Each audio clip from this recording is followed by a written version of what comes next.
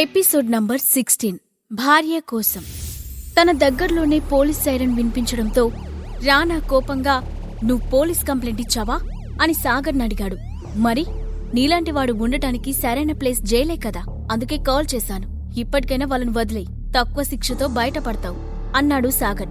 Impossible, వీళ్ళు నా దగ్గర ఉన్నంత వరకు ఏ పోలీసులు వచ్చినా నన్నేం చేయలేరు అంటూ తన చేతిలోని కత్తిని ఊపుతూ నిర్లక్ష్యంగా సమాధానం చెప్పాడు రానా. నువ్వసలు మగాడివేనా, ఆడవాళ్ళని అడ్డు పెట్టుకుని తప్పించుకోవాలని అనుకుంటున్నావు అన్నాడు సాగర్. ఆ మాటతో రానాలోని ఈగోను రెచ్చగొట్టడానికి ట్రై చేశాడు అతడు. సాగర్ ఊహించినట్లే రానా కోపంతో అరవబోయాడు. కాని అంతలోనే అతని మనసులో ఏదో ఆలోచన రావడంతో ఒక క్షణం ఆగిపోయాడు. ఆల్రెడీ పోలీసులు ఇక్కడికి వచ్చేశారు. వాళ్ళు ముక్తా ఫ్యామిలీకి ఈ విషయం గురించి ఇన్ఫార్మ్ చేసే ఉంటారు. ఇప్పుడు ఈ ఇద్దరిని నాతో ఉంచుకుంటే ముక్తా ఫ్యామిలీ తన పలుకుబడితో నన్ను ఈ కేసు నుండి బయటకు రానివ్వకుండా చేస్తుంది. నేను ఈ అఖిలను పెళ్లి చేసుకోవాలని కిడ్నాప్ చేశాను. కానీ ఇప్పుడు పెళ్లి సంగతి దేవుడెరుగు. జైలుకు కూడా వెళ్లేలా ఉన్నాను. కాబట్టి వీళ్ళని వదిలేసి ఆ సాగర్ గడ్ని అడ్డు పెట్టుకుంటాను. అప్పుడు ముక్తా ఫ్యామిలీ నన్ను వదిలేసే ఛాన్స్ ఉంది అనుకున్నాడు. ఆ నిర్ణయం తీసుకున్న రానా వెంటనే ఆడవాళ్లను అడ్డు పెట్టుకున్నానని అన్నావు కదా, సరే ఇప్పుడు వాళ్ళని వదిలేసి నిన్నే అడ్డు పెట్టుకుంటాను. నీ భార్యను నిజంగా నువ్వు విడిపించాలనుకుంటే ఆమె బదులు నువ్వు నాకు బందీగా ఉండు. ఇది నేను నీకిస్తున్న ఎక్స్చేంజ్ ఆఫర్, ఏమంటావ్ అని అడిగాడు. నేను ఒప్పుకుంటున్నాను అని ఒక క్షణం కూడా ఆలోచించకుండా సమాధానం చెప్పాడు సాగర్. అది వినగానే అఖిల కంగారు పడుతూ, సాగర్ నువ్వు తెలివి తక్కువగా ఆలోచించకు. మాకు బదులుగా నువ్వు సరెండర్ అయితే అతను మమ్మల్ని వదిలిపెడతాడని నమ్మకమేముంది అని అంది. అఖిల, నిన్ను నోరు మూసుకోమని చెప్పాను కదా, మనం సేఫ్గా బయటపడటం నీకిష్టం లేదా అంటూ అఖిలను అడ్డుకోవడానికి ప్రయత్నించింది శైలజ. మరోవైపు అప్పుడే పార్టీ పూర్తవడంతో అఖిల రానాల పెళ్లి గురించి అనౌన్స్ చేయాలనుకున్న ముక్తాదేవి తన పక్కనే ఉన్న వ్యక్తితో అఖిల రానా ఎక్కడున్నారో చూసి స్టేజ్ పైకి రమ్మని చెప్పండి అని అంది. సరే మేడం అంటూ ఆ వ్యక్తి వాళ్లను వెతకడానికి వెళ్లాడు. కాని ఇంతలో గ్రానీ, పోలీస్ స్టేషన్ నుండి ఫోన్ వచ్చింది. ఆఫీసర్ జ్యోతి మీతో ఏదో అర్జెంటుగా మాట్లాడాలని అంటున్నారు అంటూ ఫోన్ తీసుకొచ్చి ఇచ్చాడు ఆమె మన్వడు. ముక్తాదేవి వెంటనే ఫోన్ తీసుకుని హలో అనగానే అటువైపు నుండి జ్యోతి మాట్లాడుతూ అఖిల శైలజలు కిడ్నాప్ అయిన విషయం గురించి ఆమెతో చెప్పింది. అది విని ముక్తాదేవి షాక్ అవుతూ, మీరేదో తప్పుగా అనుకుంటున్నారు. రానా చాలా మంచి పిల్లవాడు. అతను ఇలాంటి పని చేస్తాడంటే నిన్నమ్మను అని అంది. మీరు నమ్మినా నమ్మకపోయినా జరిగింది ఇదే మేడం. మేమిప్పుడు రానా ఇంటికి చేరుకోబోతున్నాం అని మృదుగా సమాధానం చెప్పింది ఆఫీసర్ జ్యోతి. నేను కూడా వస్తున్నాను అని చెప్పి ఫోన్ పెట్టేసిన ముక్తాదేవి వెంటనే అక్కడి నుండి బయలుదేరింది. ఇన్స్పెక్టర్ జ్యోతి తన టీంతో రానా ఇంటికి చేరుకునేసరికి అప్పటికే అక్కడున్న ఇన్స్పెక్టర్ ఆమెకి ఎదురొచ్చి విష్ చేశారు. సిచ్యువేషన్ ఏంటి అని ఆ ఇంటిని పరిశీలనగా చూస్తూ అడిగింది జ్యోతి. ప్రస్తుతం కిడ్నాపర్ తో మనకు కంప్లైంట్ ఇచ్చిన సాగర్ మాట్లాడుతున్నారు. ఆ కిడ్నాపర్ వైల్డ్ గా బిహేవ్ చేస్తే అతన్ని షూట్ చేయడం కోసం ఎదురుగా ఉన్న బిల్డింగ్ పై నుండి మన స్నిప్పర్ ఒకరు వాళ్ళని వాచ్ చేస్తూ వెయిట్ చేస్తున్నారు. So till now situation is in under our control madam అని చెప్పాడు ఇన్స్పెక్టర్. గుడ్ అంటూ రానా ఇంటి వైపు చూసింది జ్యోతి. అప్పుడే తన వాళ్లతో కారు దిగిన ముక్తాదేవి కూడా అక్కడికి వచ్చింది. ఇన్స్పెక్టర్ ఆమెకు విషయం మొత్తం ఎక్స్ప్లెయిన్ చేశాడు. మరోవైపు రానా ఇంట్లో ఏం డిసైడ్ చేసుకున్నావు అని సాగర్ని అడిగాడు రానా. నేను రెడీగా ఉన్నాను అన్నాడు సాగర్. ఆ మాట విని అఖిల అతని వైపు నిస్సహాయంగా చూసింది. సరే అయితే నీ చేతులు రెండు తల వెనక్కి పెట్టుకుని నువ్వు లోపలికి రా అని అన్నాడు రానా. నేను నీకు అంత తెలివి తక్కువ వాడిలా కనబడుతున్నానా? నేను లోపలికొచ్చిన తర్వాత నువ్వు వాళ్ళని వదిలిపెట్టకపోతే అని అనుమానంగా ప్రశ్నించాడు సాగర్. నువ్వు లోపలికి రాగానే నేను వాళ్ళని బయటకు పంపిస్తాను అన్నాడు రానా. కుదరదు, రెండు ఒకేసారి జరగాలి. ముందు నువ్వు వాళ్ళ కట్లు విప్పు. వాళ్ళక్కడి నుండి లేచి బయటకు అడుగు వేసే సమయంలో నేను నీ దగ్గరికి వస్తాను అని తన ఆలోచన చెప్పాడు సాగర్.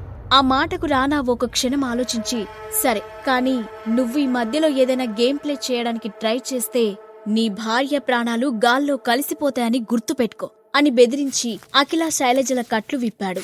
శైలజకు ఒక్కసారిగా పోయిన ప్రాణం తిరిగి వచ్చినట్లయింది. దాంతో వెంటనే హడావుడిగా అఖిల చేతిని పట్టుకుని బయటకు నడవడం మొదలుపెట్టింది. సాగర్ ఒక్కో అడుగు వేస్తూ లోపలికి వస్తున్నాడు. మధ్యలో సాగర్ తనకు దగ్గరగా రాగానే అఖిల అతని కళ్ళలోకి చూసింది. నీకేం కాదు, జాగ్రత్తగా ఇంటికి వెళ్ళు అని చెప్పి రానా వైపుకు వెళ్లాడు సాగర్. అతను దగ్గరగా రాగానే రానా అతని మెడపై కత్తి పెట్టి వెంటనే అతన్ని కుర్చీలో కూర్చోపెట్టి కాళ్ళు చేతులు కట్టేశాడు. బయటకు వెళ్తూ డోర్ దగ్గరికి చేరుకున్న అఖిల అక్కడి నుండి వెళ్లడం ఇష్టం లేనట్లుగా వెనక్కి తిరిగి చూసింది. అప్పటికే కుర్చీలో కూర్చొని ఉన్న సాగర్ ఆమె వైపు ప్రశాంతంగా చూశాడు. అఖిల, మనం తొందరగా ఇక్కడి నుండి బయటపడాలి, పద అంటూ శైలజ ఆమె చేతిని పట్టుకొని లాక్కుంటూ బయటకు తీసుకెళ్లిపోయింది. వాళ్ళిద్దరూ బయటికి రావడం చూసిన ముక్తాదేవి హడావుడిగా ముందుకు వెళ్లి, మీకేం కాలేదు కదా అంటూ అఖిలను పైనుండి కింది వరకు చూస్తూ, అఖిల, నువ్వు బానే ఉన్నావా అని అడిగింది. నాకేం కాలేదు గ్రాని అని సమాధానం చెప్పింది అఖిల. మనం ఇక్కడ ఉండటం అంత మంచిది కాదు, త్వరగా ఇక్కడి నుండి వెళ్లిపోవాలి రా అంటూ ముందుకు అడుగు వేసింది ముక్తాదేవి. కాని గ్రాని, సాగర్ ఇంకా లోపలే ఉన్నాడు. ముక్తాదేవి చేతిని పట్టుకుని అక్కడే ఆపుతూ భయంగా చెప్పింది అఖిల. ఆ మాట వినగానే శైలజ కోపంగా, చాలా అఖిల, నువ్విక అతని గురించి ఆలోచించడం ఆపే అని అంది. ముక్తాదేవి కనీసం తల కూడా తిప్పకుండా తన ఎదురుగా ఉన్న ఆఫీసర్ జ్యోతి వైపు చూసి, ఇక మేం వెళ్లిపోవచ్చా అని అడిగింది. జ్యోతి అక్కడ జరుగుతున్నదంతా ఆశ్చర్యంగా చూస్తూ, లోపల ఉన్న సాగర్ మీ ఫ్యామిలీలో వ్యక్తి కాదా అని అడిగింది. కాదు, అతనికి మాకు ఎలాంటి సంబంధం లేదు. శైలజ ముందుగా సమాధానం చెప్పి అఖిలను బరబరా లాక్కుంటూ తీసుకెళ్లిపోయింది. వాళ్ళ వెనకే ముక్తాదేవి కూడా వెళ్లి కారెక్కింది. శైలజ బయటకు వెళ్లేటప్పుడు డోర్ సరిగ్గా క్లోజ్ చేయకపోవడంతో గదిలో కూర్చొని ఉన్న సాగర్, రానాలకు బయట జరుగుతున్నదంతా క్లియర్ గా కనబడుతుంది. వాళ్ళు వెళ్లిపోగానే రానా మల్హోత్రా పెద్దగా నవ్వుతూ, సాగర్, నువ్వు వాళ్ళ కోసం ఎంత చేసినా నువ్వు ఇప్పటికీ వాళ్ళ దృష్టిలో పనికిరాని వాడివే అని అన్నాడు. ఇందులో నువ్వు కనిపెట్టిందేముంది, అందరికీ తెలిసిందే కదా. ఆ మాట మీద రానా కొంచెం ఆశ్చర్యపోతూ, నీ నిజాయితీని మెచ్చుకోవాల్సిందే అని అన్నాడు. సాగర్ అతని మాటలు పట్టించుకోకుండా, అది సరేగాని ముందు ఒక విషయం చెప్పు. స్వప్నలోక్ గ్రూప్ హఠాత్తుగా నీకు సపోర్ట్ చేయడం ఎందుకు మానేసిందో, నీ ప్రాజెక్ట్ లో ఇన్వెస్ట్ చేసిన ఫండ్స్ ని ఎందుకు విత్డ్రా చేసుకుందో నీకు తెలుసుకోవాలని లేదా అని అడిగాడు. ఆ మాటలు వినగానే రానా ముఖం ఒక్కసారిగా మారిపోయింది. తనకు స్వప్నలోక్ గ్రూప్ సపోర్ట్ ఉందని ఇంతవరకు ఎవరికీ తెలీదు. అలాగే తాను దివాలా తీసిన విషయం కూడా ఎవరికీ తెలియకుండా జాగ్రత్త పడ్డాడు. కాసేపటి క్రితం అఖిల, శైలజలకు తాను స్వయంగా చెబితేనే ఈ విషయం తెలిసింది.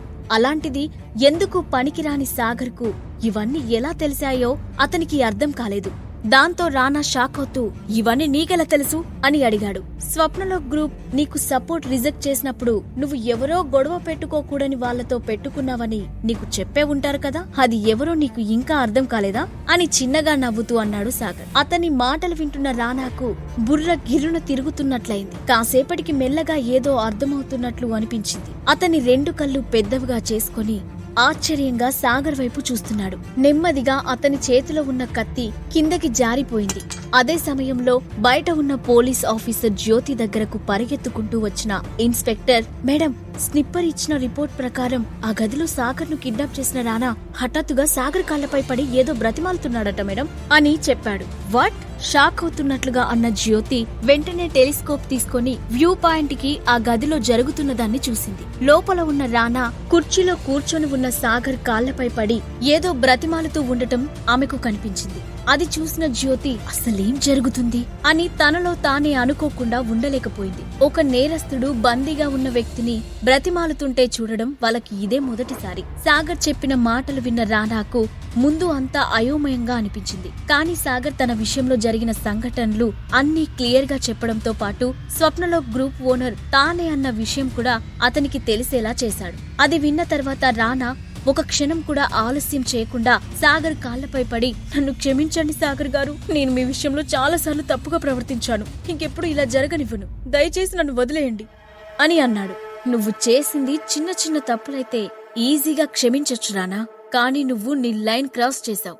ఇప్పుడు నేను క్షమించి వదిలేయడం నా చేతిలో లేదు.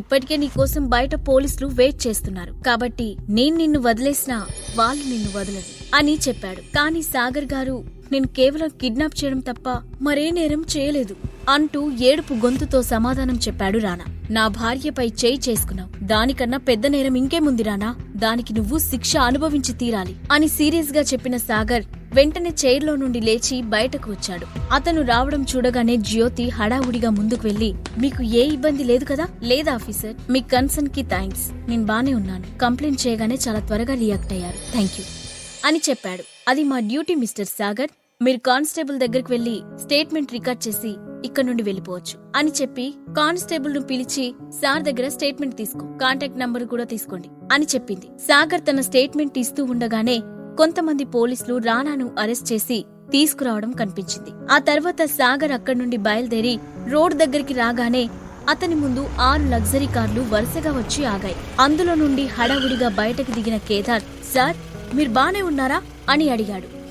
ముందు మనం ఇక్కడ నుండి వెళ్దాం అన్నాడు సాగర్. సరే సార్ అని కేదార్ కార్ డోర్ ఓపెన్ చేయడంతో సాగర్ కారెక్కాడు. వెంటనే కార్లన్నీ అక్కడి నుండి బయలుదేరాయి. దూరం నుండి అదంతా గమనిస్తున్న ఆఫీసర్ జ్యోతి, ఇండస్ట్రియలిస్ట్ కేదార్ ఈ సాగర్ కోసం ఎందుకొచ్చాడు, అసలు ఈ సాగర్ ఎవరు అని అనుమానంగా అనుకుంది. 1 గంట తర్వాత అనురాగ్ రెస్టారెంట్లోని ఆఫీస్ రూంలో కేదార్తో కలిసి కూర్చొని ఉన్నాడు సాగర్. వాళ్ల ముందు భయంగా చేతులు కట్టుకొని నిలబడి ఉన్నాడు మచ్చా మోహన్.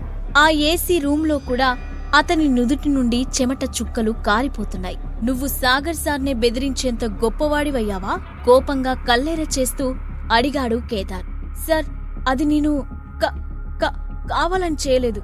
సాగర్ సార్ గురించి తెలియక అలా మాట్లాడాను, నన్ను క్షమించండి.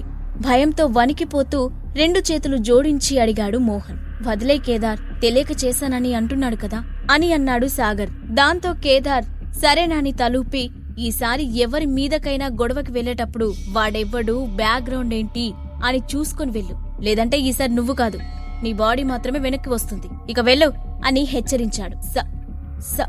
సరే సార్ అని భయంగా తల ఊపి అక్కడి నుండి వెనక్కి తిరిగాడు మోహన్. 1 నిమిషం ఆగు మోహన్ అని అన్నాడు సాగర్. మోహన్ వెంటనే ఆగి వెనక్కి తిరిగాడు. నువ్వు ఇక నుండి ఆ స్వరూప్ పై ఒక కన్నేసుంచు. వాడు ఎవరిని కలుస్తున్నాడో, ఏం చేస్తున్నాడో ఎప్పటికప్పుడు తెలుసుకుంటూ ఉండు. ఏదైనా అనుమానంగా అనిపిస్తే వెంటనే ఇన్ఫర్మేషన్ ఇవ్వు అని చెప్పాడు సాగర్. దానికి మోహన్ అలాగే సార్ అని చెప్పి వెళ్లిపోయాడు. ఆ తర్వాత కాసేపు కేదార్తో మాట్లాడిన సాగర్, ఇక నేను బయలుదేరుతాను అని చెప్పి అక్కడి నుండి వెళ్లిపోయాడు. వారం రోజుల తర్వాత ఆఫీస్కి బయలుదేరుతున్న అఖిల దగ్గరకు వచ్చిన శైలజ, బేబీ నీ వాట్సాప్కి ఒక పిక్ పంపించాను. అందులో ఉన్న అబ్బాయి పేరు భువన్. త్రిలోక్ విలాస్లో మేనేజర్గా వర్క్ చేస్తున్నాడు. ఈరోజు మార్నింగ్ 11కి నీ ఆఫీస్కి వచ్చి కలుస్తాడు, అతనితో మాట్లాడు అని చెప్పింది. అతను నన్నెందుకు కలుస్తాడు, నేనేం మాట్లాడాలి అని అయోమయంగా అడిగింది అఖిల. చిన్నపిల్లలా మాట్లాడకఖిల, అతను నా ఫ్రెండ్ సర్కిల్లో ఉన్న ఒకరి రిలేటివ్. నీ గురించి అన్ని విషయాలు చెప్పాను, నీ పిక్ కూడా పంపించాను. అతనికి నువ్వు బాగా నచ్చావు. ఒకసారి నువ్వు కూడా కలిస్తే ఆ తర్వాత విషయాలు మాట్లాడుకోవచ్చు అని సీరియస్ గా చెప్పింది శైలజ. మమ్మీ అసలు నువ్వు ఇదంతా ఎందుకు చేస్తున్నావు? నాకు పెళ్లి కావాలని నిన్ను అడిగానా? శైలజపై చిరాకును కంట్రోల్ చేసుకుంటూ అడిగింది అఖిల. అన్నీ నువ్వు అడిగితేనే చేశానా? నీ లైఫ్ కి ఎప్పుడు ఏం చేయాలో నాకు బాగా తెలుసు. ఇక నాతో వాదించకుండా అతను ఆఫీస్కి వచ్చినప్పుడు సరిగ్గా మాట్లాడు అని చెప్పి వెనక్కి తిరిగింది శైలజ. నా ఆఫీస్కి ఎవరు రానవసరం లేదు, నేను ఎవరిని కలవను మొండిగా చెప్పి హ్యాండ్ బ్యాగ్ తగిలించుకొని కోపంగా ఇంట్లో నుండి బయటకు వెళ్ళింది అఖిల. 1 క్షణం పాటు శైలజ ఆమె వెళ్లిన వైపే చూసి, నీకే అంత పంతం ఉంటే నిన్ను కన్న తల్లిని నేను, మరి నాకెంత పంతం ఉండాలి? నువ్వీరోజు అతన్ని కలిసే తీరాలి అని అనుకుంటూ వెంటనే భువన్కి కాల్ చేసి, అమ్మాయి నిన్ను కలవడానికి ఒప్పుకుంది, మీరు అనుకున్న ప్రకారం 11కి వెళ్లి అఖిలను ఆఫీస్లో కలవండి అని చెప్పి ఫోన్ పెట్టేసింది శైలజ. శైలజ పంపిన పెళ్లి కొడుకు భువన్ను అఖిల కలుస్తుందా? అఖిలకు దూరంగా వెళ్లిన సాగర్ ఏం చేయబోతున్నాడు? ఈ ప్రశ్నలకు సమాధానాలు తెలుసుకోవాలంటే నెక్స్ట్ ఎపిసోడ్ వినాల్సిందే.